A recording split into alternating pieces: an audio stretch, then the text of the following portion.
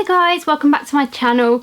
Today I'm doing a video that's going to be in line with Eating Disorders Awareness Week. Eating Disorders Awareness Week is from the 27th of February to the 5th of March, so I'm hoping I can get this up in time. And you may know from like previous posts or videos or whatever that I have struggled with an eating disorder for quite a long time, and I thought I would kind of just do a bit of a like story time kind of video with you about my experiences of having an eating disorder and getting treatment and all that kind of stuff. I don't want to go into too much detail because otherwise it's going to end up being really long, but I thought this was kind of a good way to introduce it, and then perhaps like later on I can do other videos or like things that perhaps you have questions about or something like that. So yeah, so today is mainly just going to be about my experiences, although I want to focus on what Beat, the eating disorder charity, are focusing on this year, which is early intervention and how important it is to get help early on with an eating disorder. So actually, before I start, I will let you just know I'm going to leave like links to Beat and things like that down below, so that if you're kind of want more information or you're looking for some help or support, then hopefully you'll be able to find some links down below. So yeah, basically my eating disorder kind of showed its face when I was about 15, although kind of now that I look back I can see that sort of even through sort of childhood I had quite disordered thoughts about my weight and about food, but it didn't really turn into anything until I got to the age of 15 and I started having trouble with my physical health, and at that point we didn't know what was wrong with me physically, but I was finding it quite difficult to eat. I was getting a lot of digestive problems and just not feeling particularly great, and I started to lose weight, not intentionally, but just because I was being ill and I wasn't absorbing food particularly well, and things like that. So to begin with, the weight loss wasn't anything to do with an eating disorder. I went to see my GP, and at that point he told my mum to weigh me. I can't remember if it was daily or weekly. For some reason I think it was daily for a while, which, like, looking back, was really not a good piece of advice to give to a teenage girl who was struggling with weight loss. So my mum started like weighing me and keeping a record of it, like however often that was, and I'm not saying that that was the thing that caused me to develop an eating disorder, because I think I was already predisposed to it and that it possibly would have happened anyway, but it made me focus a lot more on my weight, and it became something that I was able to control. And so sort of as I got weighed over the next few weeks and months, I became more and more focused on the numbers and the numbers going down, and I don't know, I sort of got this feeling of if it didn't go down, I wasn't doing something right, or it didn't feel good, whereas if it went down I almost felt this kind of happiness, which doesn't make a lot of sense, but at the time or even now, like, I get that kind of buzz almost, I suppose, of losing weight. So it started like that, and that was kind of, I suppose, my first encounter with my GP about my weight and stuff like that. And then as the years went on, I continued to lose weight, kind of a mixture of intentionally and not intentionally. Kind of, I guess you'll see as my story goes along, that my physical health and my mental health are very like interlinked, and it can sometimes be quite difficult to pull them apart. So yeah, like, and my physical health continued to get worse as well. And then when I was 17, I was hospitalised in an adolescent psychiatric unit. I wasn't sectioned, I went there sort of my own accord. That was mainly for my depression, because I was self-harming a lot. I was taking overdoses and all this kind of stuff, but I still had a lot of trouble with eating and weight, and it was becoming more of an eating disorder than to do with my physical health. But they wouldn't admit me for my eating disorder because my weight, I wasn't sort of, I was possibly a bit underweight, but not sort of dangerously underweight. And at that point, that seemed to be the measurement that people would look at as to whether you had an eating disorder or not. So yeah, I was admitted to hospital. I spent 7.5, 8 months there. And over that time, because at home my parents had been like really trying with like getting me to eat and watching me eat and making sure I was eating, but when I went into hospital, because I wasn't there for an eating disorder, I just didn't have that kind of support. I was left to my own devices basically, and I continued to lose weight, and I got quite upset because they had a specialist eating disorder program at that hospital, so I would see them all sitting around the table together getting the support from the staff, and then I would be sat at a table on my own with this meal, wait for everyone else to leave, and then like chuck it out and not eat it.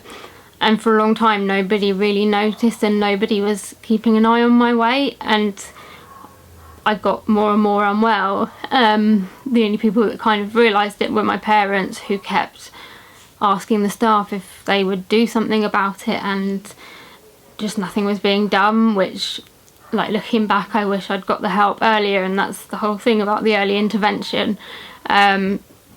So I think it must have taken about 4 or 5 months before they finally realised that actually I probably did have an eating disorder.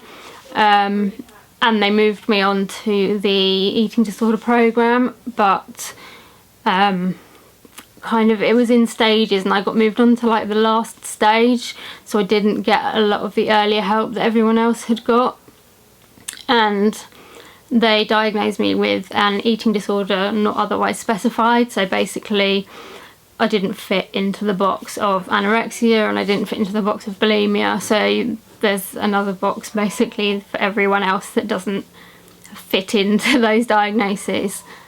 And so I spent a couple of months on that eating disorder program. I put on a little bit of weight and things kind of started getting a bit better. I was getting a bit more support, and then I was discharged back to live at home and went back to seeing CAMS, which is the Child and Adolescent Mental Health Service.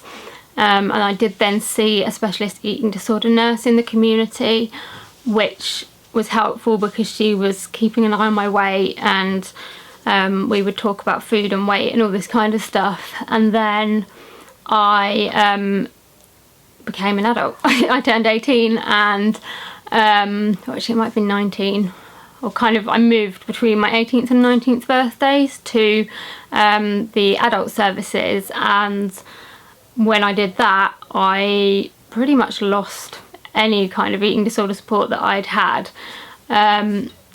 So I went from having that eating disorder nurse who I saw weekly, then like twice weekly and stuff, to I had a psychiatrist. So I then had a psychiatrist in the adult services who just literally dealt with medication, and I had a community psychiatric nurse who I would see, I think it was about once a month, just to talk about more general stuff. They weren't qualified to sort of do much like eating disorder stuff. It was mainly just kind of seeing that I was getting on and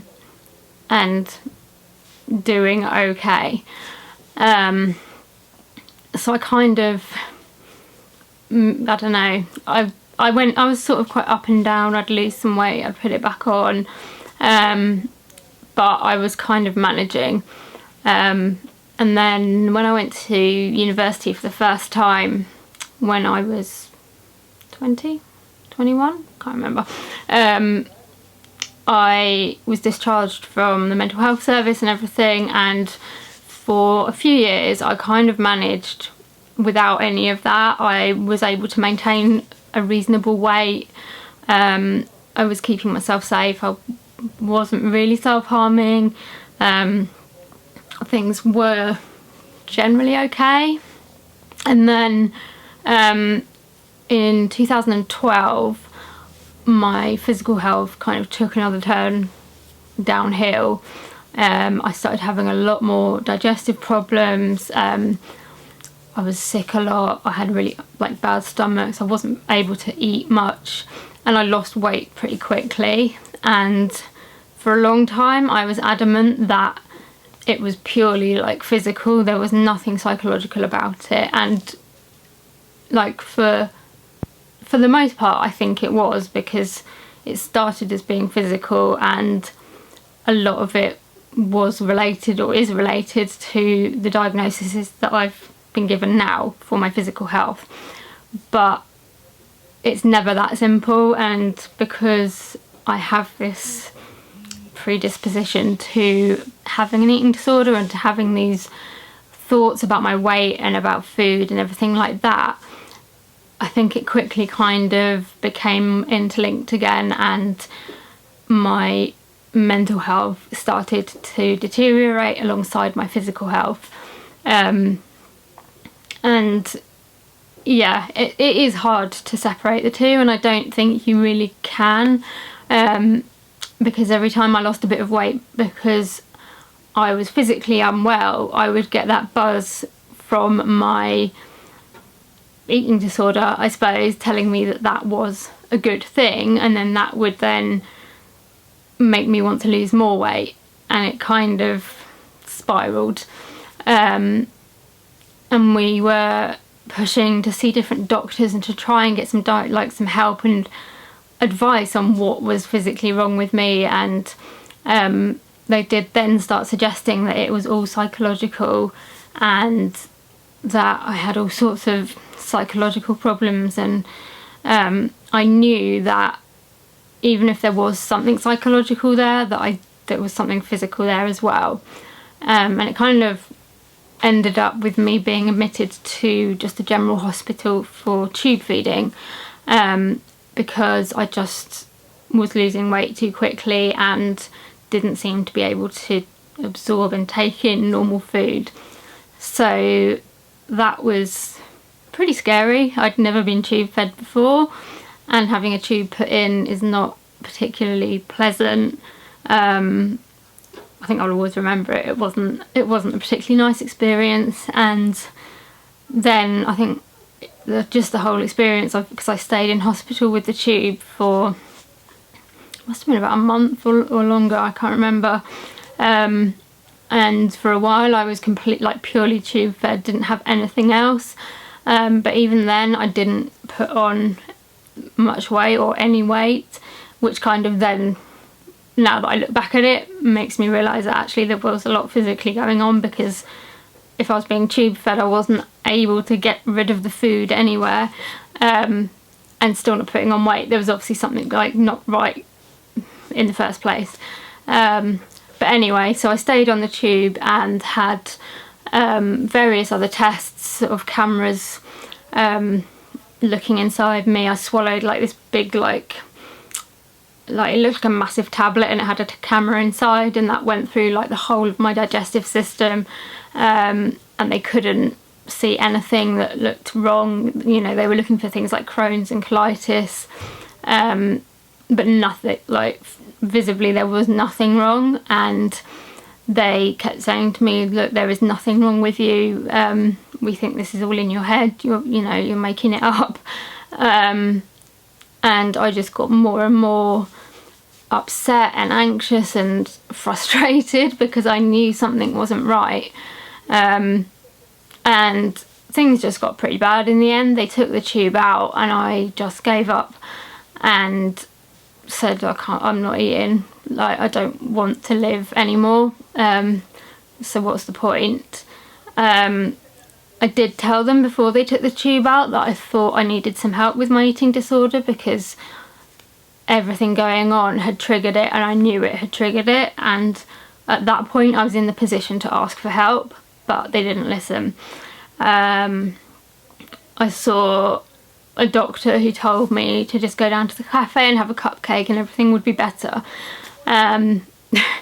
which is just laughable now, but at the time I despaired. I really did not know what to do, and so when they took the tube out I completely stopped eating, and they basically kept me alive against my will with drips, and they wanted to discharge me, and my parents refused to take me home, not because they didn't love me or anything like that, but because I physically wasn't well enough, and the only way they could get the hospital to listen was to refuse to take me and look after me.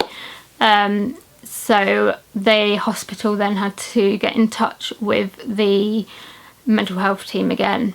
So once the mental health team got involved, I went for an assessment at an eating disorder clinic, and basically they told me they couldn't help me because I was too unwell. They couldn't take me because I was refusing to eat. So my dad then asked them, well, if you're not going to take her, can she be admitted to an eating disorder hospital for some help? And they said no, because I wasn't ill enough. So I was too unwell to be a day patient, and I wasn't ill enough to be an inpatient. So what do you do?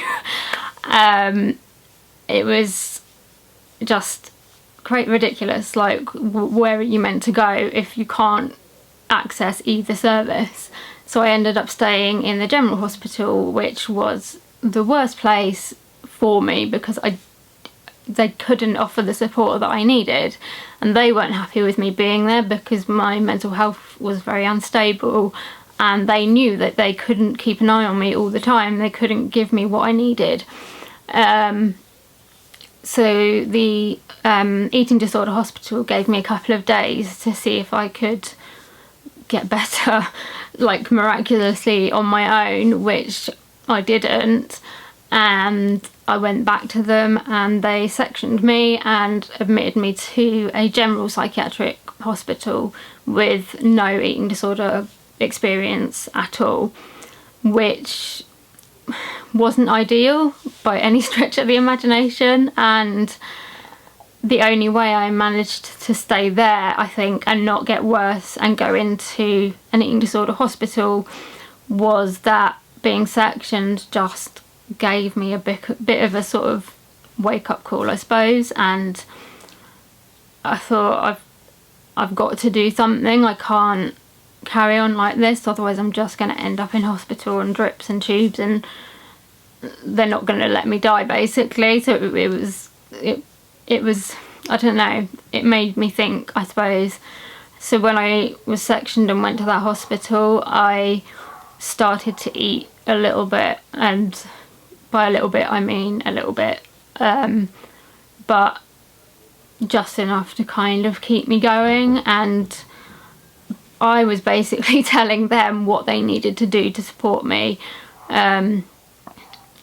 because they just didn't, they had no experience of supporting someone with an eating disorder. So they were basically kind of playing it by ear of what I said and what the eating disorder service was saying. So I was in there for about a month, and then I had my section taken off because I was starting to like comply with what they were asking me to do, and I'd started seeing a psychologist there, which I think was like the biggest help, because I was able to talk to somebody and start to get into a position where I felt that I could try and get myself better. And once I'd taken that section off, I then went back to the eating disorder service and became a day patient there for quite a few months, and it was hard work, really hard work. And after that, after being a day patient, I then became an outpatient and went back to see my psychologist there like once a week, and then it kind of got more and more spaced out, and eventually they discharged me. I didn't feel at all ready to be discharged, and possibly still don't, if I'm honest. I mean, that was a couple of years ago now, possibly a little bit more. and I did ask my GP to re-refer me at one point, which she did, and they refused to take me because they basically said I'd had enough help and that they couldn't give me any more, which was really hard to hear. So now kind of come to today, I suppose. And someone's doing work outside. So yeah, that brings us to where I am today, and I find it quite hard to know what to say about where I am now, because I wouldn't say I'm recovered. I weigh myself once a week, which is a big improvement because I was weighing myself like 2 or 3 times a day. But we're just going to have to ignore the noise out there because they're not going to shut up anytime soon. So yeah, I mean, in some way I am doing better than I was. I'm maintaining my weight most of the time, unless my physical health goes all over the place, but that's slightly different. And I haven't been, admitted to hospital or anything like that, but I still really struggle with weight and food, and like it is very intertwined with my digestive problems, which doesn't help. But I haven't had any help now for like 2 years. And part of me really would like some more help, because I feel like I'm in a different place now and that I perhaps need different help. But yeah, I don't think I'm going to get it. So it's just a case of kind of trying to get through one day at a time, and to find other things that I can focus on that aren't to do with food and weight and all that kind of stuff. But going back to kind of the early intervention thing, I can see how important it is, or it would have been, to have that help early on. Like if I got the help I needed when I was sort of 15, 16, I don't want to say that I wouldn't have gone through everything that I did, or I have, but maybe it wouldn't have got so bad, or I would have been able to deal with it better. Because the problem with an eating disorder, or with any mental health condition really, is that the longer you leave it without getting help, the more like ingrained it gets, and the more you get used to thinking in those ways and behaving in those ways, and the more difficult it is to come out of that again. And I don't think I will ever be better. I mean, that is quite a sort of general term, like how do you know what better is, but I think I will always struggle with thoughts about food and my weight and my appearance and things like that. I'm not saying that recovery isn't possible, because I think recovery means different things to different people, and to me I think being in recovery means that I'm not being controlled by my eating disorder. It's not that it's not there, but it's that I'm able to do other things. I'm able to maintain my weight. I'm able to do my university course. I'm able to go shopping and buy clothes that I like, and not be thinking like, oh, I'm gonna look horrible in that, I'm gonna look horrible in that. And yeah, I do feel like that sometimes, but I feel like I have a bit more control than the eating disorder does at the moment. So that for me is recovery. But yeah, I guess I just want to make this video really to, well, one, share my story and possibly help someone else that's going through it or that's been through it, but also just to raise awareness of how important it is to get help early, and how important it is for the health service to kind of recognise that, and for the government basically to provide more funding so that the health service can do that. Because I just think it would make it easier for so many people who would have to go through unnecessary suffering and feeling alone and scared and horrible about themselves when they could have got help then and possibly beaten an eating disorder and get back to living a normal life. I mean, it's difficult because I know for me, I didn't admit that I had an eating disorder for a very long time. So there needs to be a bit more, I think, education and understanding about looking for the signs. So things like weight loss, but not focusing on weight loss because there's other eating disorders, and even like sort of anorexia type eating disorders, you don't have to be like ridiculously thin to have an eating disorder. You know, you can be all shapes and sizes and still have an eating disorder. So like they need to take the focus off weight because it's just a symptom. It should not be a diagnosis on its own. You know, things like being quite withdrawn, saying like getting obsessed with food and calories, and I don't know, like hiding away after meals, and like there's all sorts of things that people can look out for, and as I said, I will link Beat down below that's got so much information and support and are just brilliant. So yeah, I am going to shut up now because I've been rambling for quite a while, but I just hope that it's kind of helped to hear someone's experience of a long-term eating disorder, and also hearing my thoughts on how important early intervention is, and how important it is for GPs to be able to spot signs, and for family and friends to be able to spot signs. So yeah, I really hope you have found it helpful and interesting. I'd love to hear your comments. If you've been through an eating disorder, if you know someone that's been through an eating disorder, if you've never been through an eating disorder and have questions, like please ask, because that's the only way that we're going to like raise awareness and spread understanding, is by people asking questions. So feel free to ask away anything you want, like I don't mind.